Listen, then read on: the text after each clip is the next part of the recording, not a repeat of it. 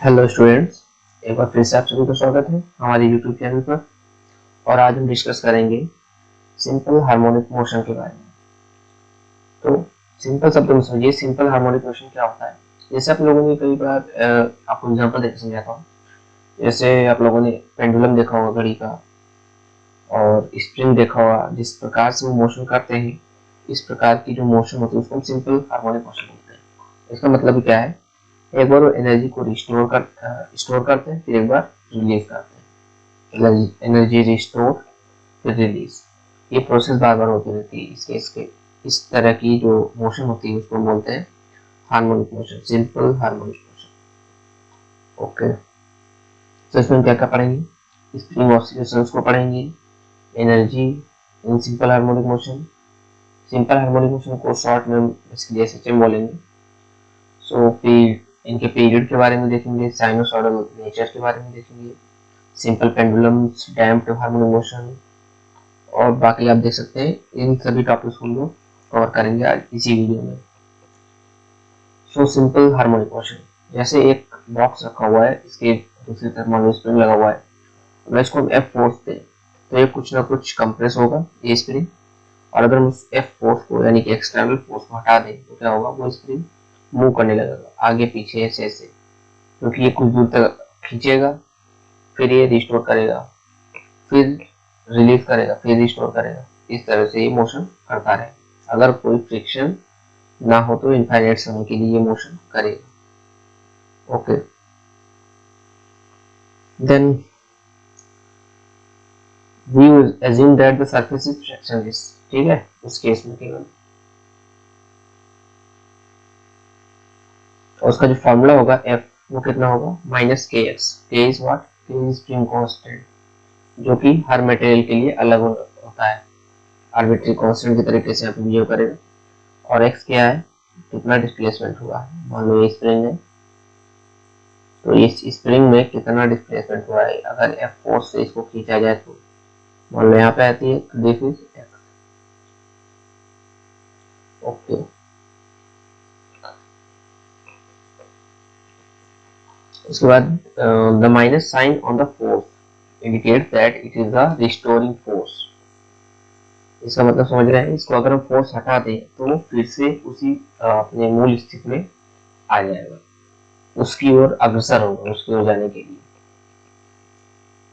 Then के is the spring constant, मैंने पहले बोला था force is not constant, so the acceleration is not constant. Okay, क्योंकि जो फोर्स लगा रहे हो जरूरी नहीं कांस्टेंट, क्योंकि जैसे जैसे स्प्रिंग दबती जाएगी या कंप्रेस होती जाएगी, वैसे वैसे जो फोर्स का मान होगा जो हम पे बाय और उसके द्वारा स्प्रिंग के द्वारा फोर्स लगाया जाएगा वो बढ़ता जाएगा। इसलिए एफ इज नॉट कांस्टेंट। आप यहाँ पे देख सकते होंगे, जैसे मान लो ये कंप्रेस्ड स्प्रिंग है, इसको छोड़ा गया तो ये फोर्स एफ लगाएगी, जिसके कारण यहाँ पे इस एक ऐसा पॉइंट होगा जहाँ पे एक्स इक्वल टू टी होगा, वहाँ पे जो बी होगा वो बी मैक्सिमम हो जाएगा। उस केस में एक्स क्या होगा, 0, और ये कुछ दूरी फिर तय करेगा। ठीक है, and this distance is called as amplitude. ठीक है, ऐसे ही हम बोलते हैं एम्पलीट्यूड। जब इसको हम वेव के रूप में लिखेंगे तो वहाँ पे एम्पलीट्यूड से ही बोला जाएगा। Displacement is measured from equilibrium point. This is the equilibrium point here. Okay. और ये बार बार सेम मोशन करता रहेगा जब अगर वो सतह फ्रिक्शन लेस है, उस केस में ऐसा। ठीक है, आपको इसमें जब तक मैं बताऊंगा नहीं कि यहाँ पे फ्रिक्शन लेना है, तब तक आपको वहाँ पर फ्रिक्शन लेस ही मानते रहना है। Then simple, if the spring is hung vertically, the only change in the equilibrium position, which is at the point where the spring force equals to the gravitational force। अब यहाँ पे अगर मान लो इसको ऊपर की ओर प्रेस किया गया या ठीक है उसको छोड़ दिया गया, तो ये कुछ नीचे की ओर आएगी, ऊपर से ग्रेविटेशनल फोर्स लग रहा है, जिसके कारण यहाँ पे एक्स नॉट का जो है एक्सटेंशन हो जाएगा। फिर ये उतना रिस्टोर करेगी, फिर ये रिलीज करेगी। तो ऐसे ही इस प्रकार से भी यहाँ पे हार्मोनिक मोशन होगा। ठीक है, any vibrating system where the restoring force is proportional to negative of the displacement is in simple harmonic motion. That type of motion is called as SHM. Okay, and is often called as simple harmonic oscillator.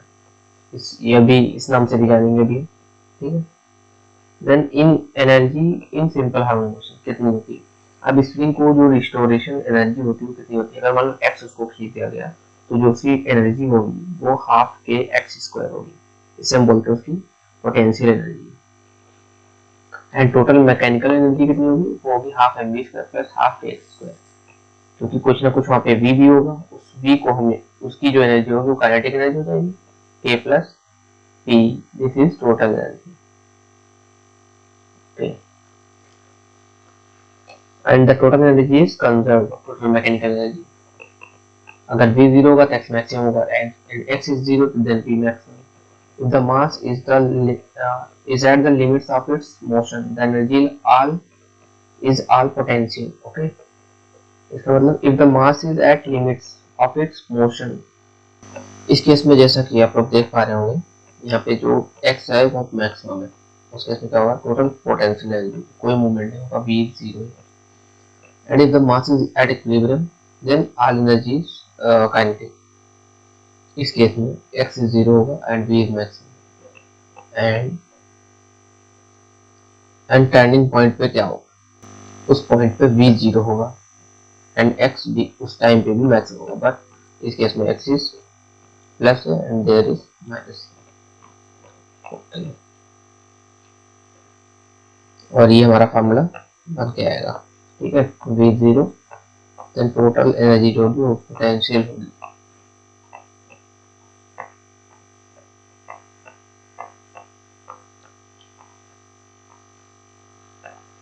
और simply अगर हम इसका general form में लिखना चाहें तो कैसे लिखेंगे? Half M we square plus half के x square equals to half K A square amplitude का स्क्वायर। इसको हम वेलोसिटी के लिए सॉल्व भी कर सकते हैं। अगर यहाँ पे इसको हम सॉल्व करें तो क्या मिलेगा हमें? v equals to v maximum root और minus x square upon a square. So हमको ये फॉर्मूला डायरेक्ट मिल जाएगा क्योंकि v मैक्सिमम के केस में x इज जीरो, ठीक है। v मैक्सिमम के केस में जो x जीरो रखेंगे तो यहाँ से डायरेक्ट इसको सॉल्व करेंगे तो ये कट जाएगा, ठीक है। तो यहाँ पे v स्क्वायर इक्वल्स टू के ए स्क्वायर अपॉन एम, इसको हम सॉल्व करेंगे तो रूट के upon m into a m. Then period and sinusoidal nature of the system. Period का symbol, if you look at the projection onto the x-axis of an object moving in circle of radius a at a constant speed vmax, we find that the x component of its velocity varies। जो x component होगा वो हमेशा very करता है, यहाँ पे देख सकते हो, क्योंकि ये टेंजेंशियल होता है, ठीक है। टेंजेंशियल होता है, जैसे जैसे मूव करेंगे इसका टेंजेंस जो स्पर्शी होगी, टेंजेंशियल लाइन होगी वो चेंज होती रहेगी। डायरेक्शन चेंज होगी तो जाहिर सी बात है इसका वेलोसिटी भी चेंज होगा। एंड इस केस में जो इसको हम बोलते हैं, यहाँ पे देखो एक चीज और है, जो इसका मैग्नीट्यूड है वो कांस्टेंट रहेगा, इसलिए यहाँ पे इस प्रकार की जो मोशन होती है उसको हम आइडेंटिकल एसएचएम बोलते हैं, ठीक है। और अगर कोई यहाँ से देख रहा है तो उसको इजीली दिखाई देगा, विजिबल होगा, ठीक है। कैसे? इस तरह से, अगर आप इसके सामने से देखेंगे तो आपको इसी तरह का विजुअल होगा, यहाँ से केवल पास आता हुआ दूर जाता हुआ दिखाई देगा। Therefore, we can use the period and frequency of a particle moving in a circle to find the period and frequency। उसको हम निकाल सकते हैं। And the period is 2 pi root m upon k, ये इसका पीरियड का formula होगा, ठीक है। इसको याद रखिए, हम इसके डेरिवेशन में नहीं जाएंगे, ठीक है। हमको जल्द से जल्द इसको खत्म भी करना है क्योंकि ये भी हमारे एग्जाम्स आने वाले हैं, तो हमको अच्छे से प्रिपरेशन करना है, न्यूमेरिकल बेस्ड। तो frequency is what 1 upon t, simple 1 upon t कर दीजिए, फ्रीक्वेंसी मिल जाएगी आपको। और we can similarly find the position as a function of time, x equals to a cos omega t, ये हमने कई बार पढ़ा है। Then omega is equal to 2 pi f या 2 पाई म्यू, जो भी पढ़ना चाहे इसको। इसको और भी सिंप्लीफाई कर सकते हैं, small t upon capital T, this is f, f means 1 upon t, तो f रख देंगे जब 1 अपॉन t तो यहाँ से small t upon capital T मिल जाएगा। द पीरियड ठीक है, same the top curve is the graph of previous expectation, the bottom curve is the same but shifted 1/4 period so that it is a sine function rather than a cosine। अब इसको भी हम sine cosine बोलते हैं कई कई कई जगह पे, लेकिन इसको भी साइन बोला जा सकता है। यही कह सकते हैं कि 1/4 शिफ्ट हो चुका है साइन वेव, और या फिर सिंपली हम कॉस वेव भी इसको बोल सकते हैं। सो दोनों ही ये जो वेव्स हैं दोनों तरीके से, ये हमारे SHM की ही वेव्स हैं। यहाँ पे देखो इस स्प्रिंग लिखी हुई है। अब ये अगर मूल बिंदु पे यानी x = 0 के केस में है, वहाँ पे क्या होगा, इसका एम्पलीट्यूड होगा 0 होगा, एंड x = -1 की स्थिति में मैक्सिमम होगा, +1 की स्थिति में न्यूनतम होगा। ये ऊपर जाएगा फिर नीचे आएगा, ऊपर नीचे, ऐसे ही इसी तरह से मोशन करता रहेगा। और इस तरह से हमको एक वेव मिलेगी जो हम साइनोसॉइडल वेव, ठीक है। और उसको हम इस फॉर्मूले से लिख सकते हैं, मैक्सिमम साइन ओमेगा t, ठीक है।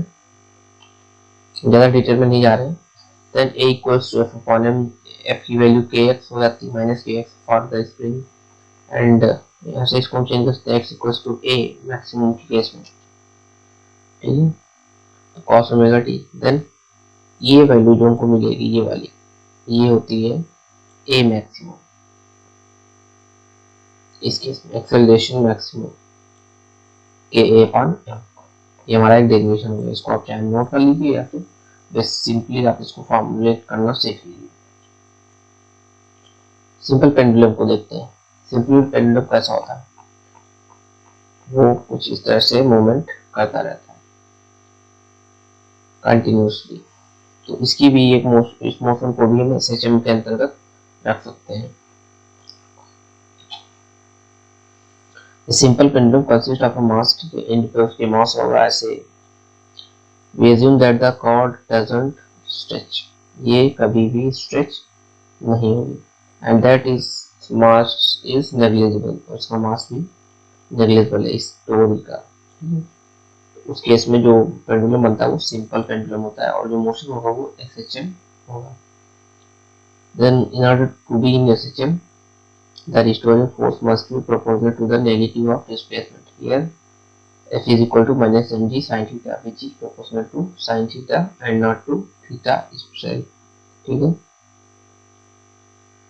बट अगर theta is sin theta is means अगर थीटा बहुत छोटा हो, इस केस में sin theta को लगभग थीटा के टर्म्स में डिनोट कर सकते हैं। यहाँ पे देख सकते हैं आप, इफ थीटा इज 1 डिग्री, अगर रेडियन में देखें तो इतना होगा, और इसका साइन थीटा वैल्यू उतना लगभग सेम ही रहेगा। यहाँ पे इस केस में भी देख सकते हैं, इसमें भी देख सकते हैं। In the case of 30 degree वहां पे भी लगभग वो सेम रहेगा, ठीक है। तो simple pendulum therefore for small angles, ठीक है, टी हमने निकाल दिया था, के की वैल्यू यहाँ से देखो मिल जाएगी mg/n, k इज mg/, ठीक है। F = -kx,